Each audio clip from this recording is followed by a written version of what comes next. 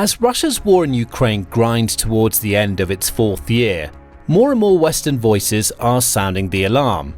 Russia doesn't plan on stopping. The experts suggest that after Ukraine, Russian President Vladimir Putin has his eyes set on expanding his empire deeper into Europe. As we've covered in a previous video, German historian and military analyst Sönke Neitzel has repeatedly stated that the summer of 2025 could be the last peaceful summer in Europe, warning of a potential Russian attack on a NATO member country by the fall of 2026. The Danish Defence Intelligence Service, or DDIS, warned in February 2025 that Russia could pose a regional threat to the Baltic states by 2027 and could launch a large-scale war on Europe by 2030, assuming the United States doesn't intervene. But according to some experts, including the Institute for the Study of War, German newspaper Welt, and Ukrainian Secret Service officers known as elves, the first stage of that war has already begun. It's called Phase Zero and is a critical part of buttering up the West in preparation for the military actions to follow. So, let's take a look at what Phase Zero is, if it's working or not, and whether it really portends an imminent Russian attack on NATO, as the experts suggest. In a nutshell, in Russian strategic thinking, Phase Zero is the phase of war before the actual shooting starts. It involves troop build-up, cyber attacks, and reconnaissance operations near NATO borders, all of which have been clearly observed in recent months. But most importantly, it involves informational and psychological warfare tactics. The idea behind these subversive psychological tactics is that if the nation targeted for invasion can be sufficiently destabilized and divided beforehand, an invasion will be that much easier to pull off.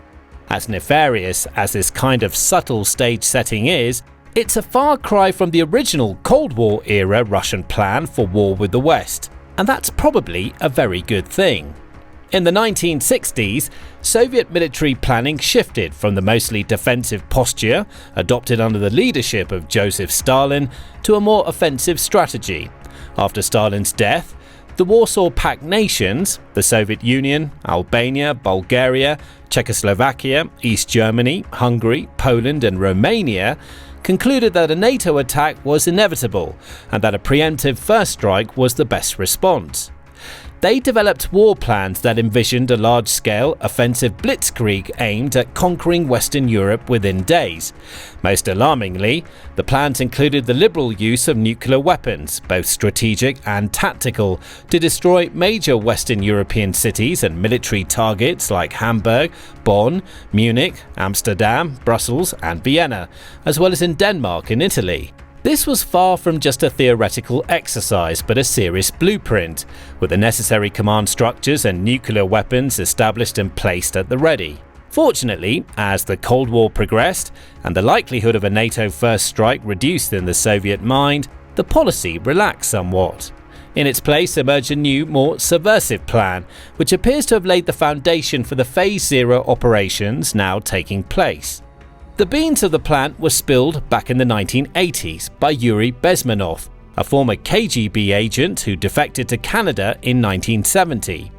In a 1984 interview with libertarian journalist and author G. Edward Griffin, he described a four-stage plan designed to achieve long-term psychological warfare and ideological subversion, which he referred to as a great brainwashing. The initial phase, known as demoralization, was estimated to require 15 to 20 years and consisted of a systematic effort to infiltrate American institutions such as academia, media, and political parties with Marxist-Leninist ideology.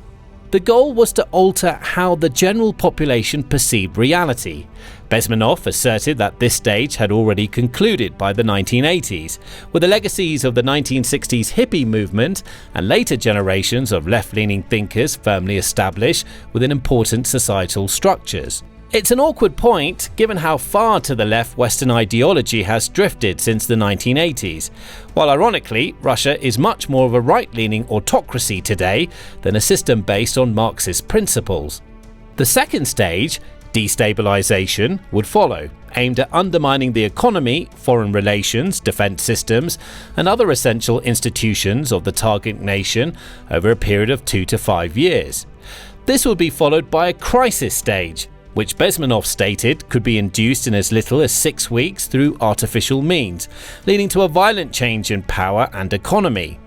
Finally, the normalization stage would see the imposition and consolidation of a Marxist-Leninist government, effectively replacing the existing political and social order.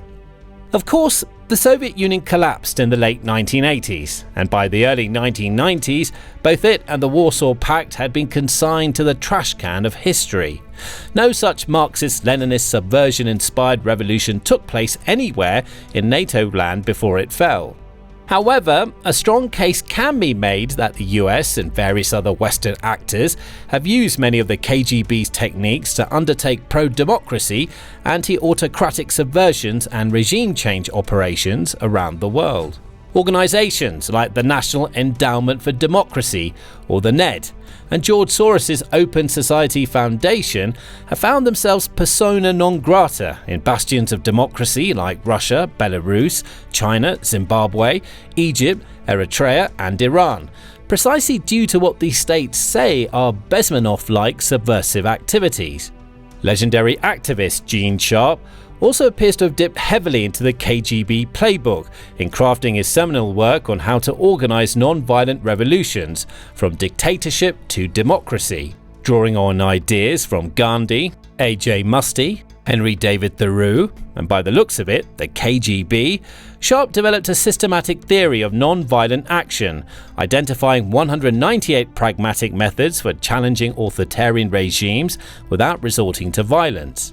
These ideas have been successfully adopted by numerous protest movements, including in Palestine, Myanmar, the colour revolutions of Eastern Europe and North Africa, and even to an extent, the Gen Z protests taking place across the global south today. So, the Great Brainwash looks like it's backfired rather spectacularly on the Soviets. But as the success of all these democratic uprisings ably demonstrates, the principles of destabilization work, and according to the Ukrainian elves, the KGB's current incarnation, Russia's FSB, is drawing from the same box of tricks to prepare Europe for a forthcoming Russian attack today. Of course, the times and technology have changed significantly since the 1980s, and the FSB's informational and psychological warfare tactics, commonly referred to as PSYOPs, have evolved accordingly.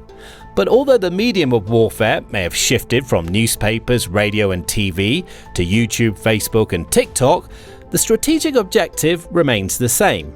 Long before the drones, missiles or tanks arrive, minds are prepared through the spread of propaganda, myths and narratives that act like malware in the public mind, weakening national resilience.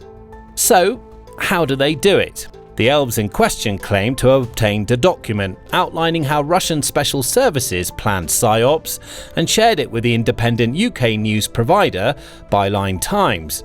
The newspaper/website recently achieved the distinction of having 5 of its contributors sanctioned by Russia for efforts to demonize our country and actively fabricate anti-Russian narratives to diminish Moscow's international influence. According to Byline Times, the document reads like a mix of Cold War-era spy novel and a refrigerator operational manual and a poorly written psychology textbook, a step-by-step guide to preparing and carrying out a PSYOP. The first stage is mapping out the social fabric of the target nation. FSB analysts carefully unpack the different social groups, identify leaders and participants, and piece together how these smaller communities congeal into the whole. They then assemble dossiers on key figures, down to their personal traits and habits, along with the small and medium-sized organisations. In particular, they note the overall mood within and surrounding these organisations, levels of trust in them, and any conflicts and dysfunctions that may exist. The analysts additionally monitor broader public opinion and local trends. They're hunting for loose links and other vulnerable elements that can be exploited, psychological weak spots in the targeted society that can be attacked. However, what this analysis reveals, it has to be tempered by what the FSB is physically able to accomplish. That's the second phase of their planning, getting a handle on their operatives' resources and the operational environment. In terms of their own operatives' capabilities and resources, they're looking to answer questions like these. How many operatives are available for the operation? What level of training do they have and in what specialities? What technical or informational psychological weapons are available for the operation? What sources of influence are available to reward or coerce operatives? And what opportunities exist to persuade through expertise or reputation? The analysis of the operational space is just as meticulous. Analysts need to gain as clear an understanding as possible of where and why the operation is occurring. They should explore the root causes of the conflict, especially considering the views of the international community and public opinion within the target nation. The more thoroughly analysts grasp the local population's attitudes toward Russia and other significant topics, as well as the country's economic conditions, the more effective their analysis will be. The point of all this analysis is to assess how susceptible people are to influence and the best buttons to push to influence them. They make note of all available communication channels, including local media, social networks and informal networks, and try to identify angles, influences and contributors who can be worked on. They even get as granular as noting cultural landmarks and monuments, crime statistics, and the state of local law enforcement. Once all of this preparatory analysis is complete, the FSB specialists can start getting to the meat of the mission, starting with their primary objective. That means deciding on what kind of collective behavior they want to change. Such actions might involve diminishing resistance to an impending Russian invasion, or lowering the morale of the local population, or opposing military forces. Alternatively, efforts could take a more nuanced approach, such as fostering a more favourable perception of the Russian Federation. But whatever they decide on, the objective is stated in concrete terms, and then a timetable is set for achieving it. Then, with mathematical exactness, they choose their targets, pin down their vulnerable motives and attitudes, and identify the specific psychological traits to alter in order to deliver the required result.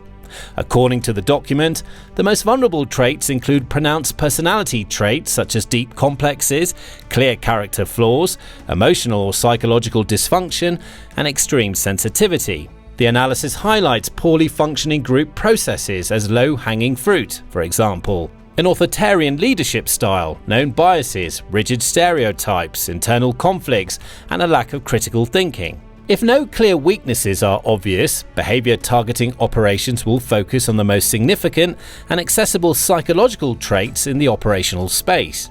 Once these granular objectives and strategies have been consolidated, the next step is to design algorithms to carry them out. Catalogs and templates from previous operations are consulted to speed the work. When team members don't have the necessary capabilities to carry out the agreed plans, decisions are referred to experts, and a psychologist will likely be brought into the team. When the resources needed to carry out the plan are lacking, the planners look for indirect routes to accomplish the same goals. They try to identify alternative behavior patterns that are easier or cheaper to influence, but still produce the intended outcome. Once tasks, methods, and resources are allocated, the final stage of the operation planning is to calculate the expected effect. The questions they're trying to answer are what will count as success, given the stated objective identified earlier in the process, and what metrics will be used to measure success or the lack thereof. Depending on the objective, the metrics will differ. For example, if the objective is to lower morale in the opponent's armed forces, the planners will set a target for the share of military personnel they intend to influence to surrender or refuse to fight. However, these metrics and ways of achieving them are not set in stone. If during the operation the numbers fall short, the plan is revised accordingly. Resources are shifted, capacity is increased, or the conditions under which the operation runs are altered. To be fair, this is comprehensive, meticulous preparation by Russian forces of a kind that we haven't seen too often on the actual battlefields of eastern Ukraine. Unfortunately, according to the elves, the FSB is also pretty effective at putting these plans into action and has developed an ever-expanding toolkit of proven psychological weapons.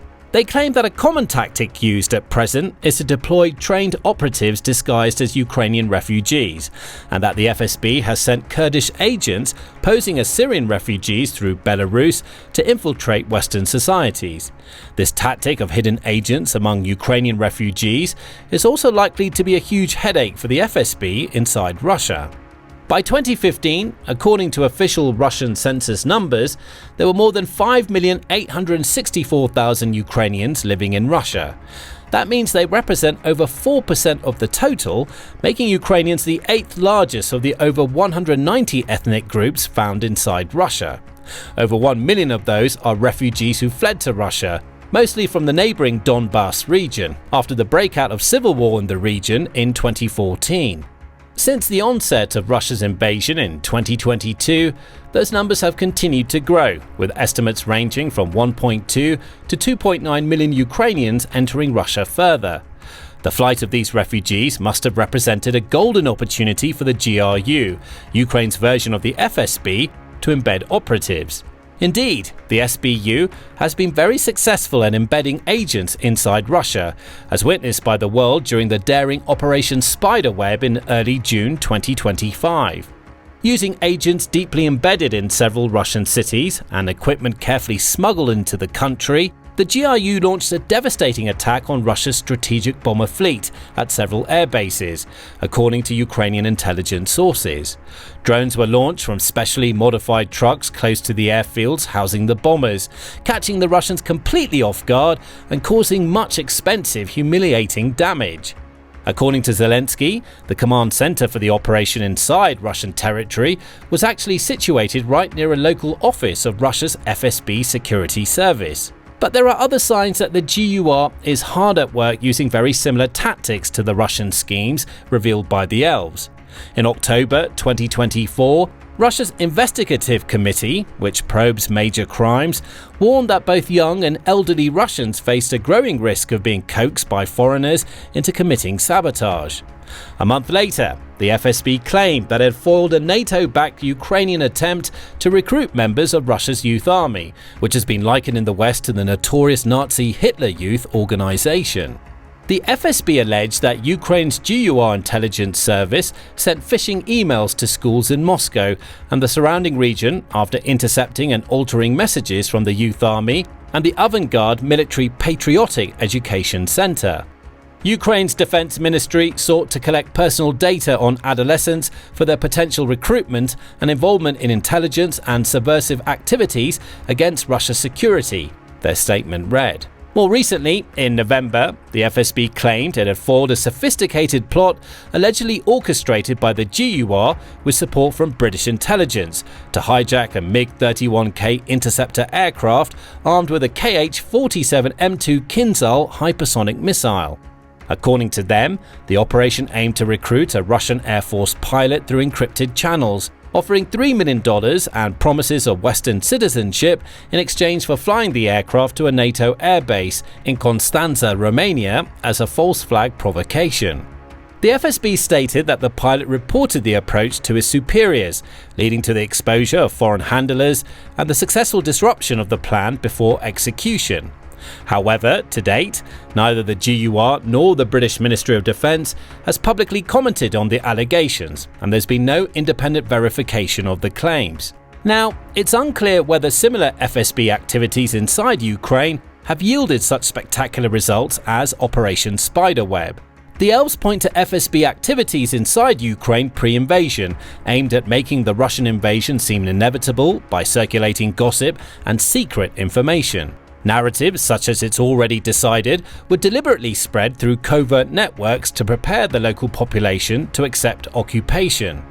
However, it's worth noting that by publishing a story with sensationalist headlines like "Russia's Phase Zero is here" and "War with NATO is now inevitable, experts warn," the Byline Times is assisting the GUR to do the same thing. They're stoking the fears of an inevitable invasion that is, at this stage, nowhere near certain to take place. Experts like Anatol Lieven and the Quincy Institute for Responsible Statecraft have argued that Russia lacks both the capability and the intention to launch a conventional invasion of NATO member states or the EU. This assessment is based on a combination of Russia's strategic priorities, military limitations, and consistent statements from Russian leadership. They make the case that Russia's primary focus has been on Ukraine, which it views as integral to its national security and historical identity, rather than on expanding into Western Europe. Indeed, if Russia is, as many believe, losing the war in Ukraine and on the verge of financial collapse, it's difficult to see how it can manage to pit itself against the larger, more powerful NATO forces, even if Putin so desired. The Russians, for their part, have been adamant since day one of the invasion that they have no intention or plans to invade Europe further. At the UN General Assembly in September, Russia's Foreign Minister Sergei Lavrov stated that his country had no intention of attacking EU or NATO member states, but warned of a decisive response to any aggression directed towards Moscow. Putin dismissed Western concerns about a potential Russian invasion of Europe as nonsense and impossible to believe, calling the claims absurd. "Cool down, sleep calmly," he condescendingly commented. However, in this regard, perhaps economic commentator Gerald Salenter's observation that when all else fails, they take you to war bears consideration. He was commenting on the tendency of embattled governments to seek to pin the blame for their domestic troubles on an external enemy, directing the wrath of the public away from themselves. This often results in the nation finding itself at war. If Russia is clearly losing the war and facing rising discontent due to the economic hardships domestically, Putin and the hardliners behind him may well feel that expanding the war is the best way out of a bad situation. Then again, the same may be true in Europe.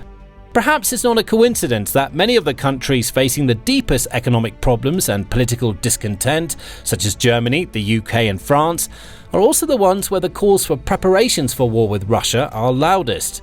Nonetheless, the elves are far from alone in bringing attention to Russia's covert operations throughout Europe, and how the threat they pose may not be limited to a potential invasion. In an interview with TVN24, Polish Prime Minister Donald Tusk stated that Russia possesses tools capable of destroying not only the European Union as a political organisation, but also Europe itself as a cultural space. He identified Moscow's fifth column, which he says is operating in every country on the continent, as the primary such tool. All things considered, it may be too soon to start hysterically proclaiming that the orcs are at the gate. It may well be that Russia is too weak and or wary of NATO's threat to contemplate launching a war against NATO members. Or it may be that Byline Times is correct. Putin's real intention is to re-establish the Soviet Union, and Phase Zero proves that war is inevitable. But whatever the case may be, taking firm steps to weed out and nullify the Russian fifth column seems like the prudent thing to do. We'll continue keeping a close eye on developments, so make sure you subscribe to the channel and enable notifications to stay up to date. Thanks for watching.